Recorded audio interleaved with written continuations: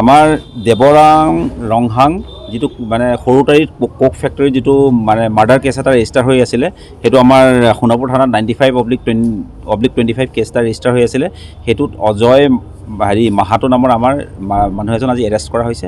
সেই অজয় মাহাতোজন ইয়াতে মানে কুখ্যাত মাটি দালাল হিচাপে পৰিচিত, আৰু তেখেতৰ এই কেছটোত ইনভলভমেণ্টটো পাই তেখেতক আজি উঠাই অনা হয়। তেখেতক এই কেছত গ্ৰেপ্তাৰ কৰা হয় আৰু এই কেছত তেখেতৰ আইনী ব্যৱস্থা লোৱা হ'ব। আপোনাৰ কথাটো হৈছে কি, তেখেতে আপোনাৰ মালিক পক্ষৰ লগত জড়িত হৈ বিভিন্ন ধৰণৰ কামখিনি কৰিছিলে, সেইটো আমি তদন্তত ওলাইছিলে, আৰু সেই বস্তুটো লৈ তেখেতক আজি সোধপোছাভাৱে উঠাই নি তেখেতৰ ইনভলভমেণ্টটো পোৱাৰ পাছত তেখেতক আমি এতিয়া গ্ৰেপ্তাৰ কৰিছোঁ এই কেছটোত। আৰু কোনোবা জড়িত আছে নেকি? আৰু বাকীখিনি 2-4জনটো আছেই, তেওঁলোককো বিচাৰি থকা হৈছে। তেওঁৰ বিৰুদ্ধে অন্য গোচৰ কিবা আছে নেকি? তেওঁৰ বিৰুদ্ধে আগৰ পুৰণা মাটিৰ কেছ আছিলে, সেইবিলাক আমি চাই আছোঁ।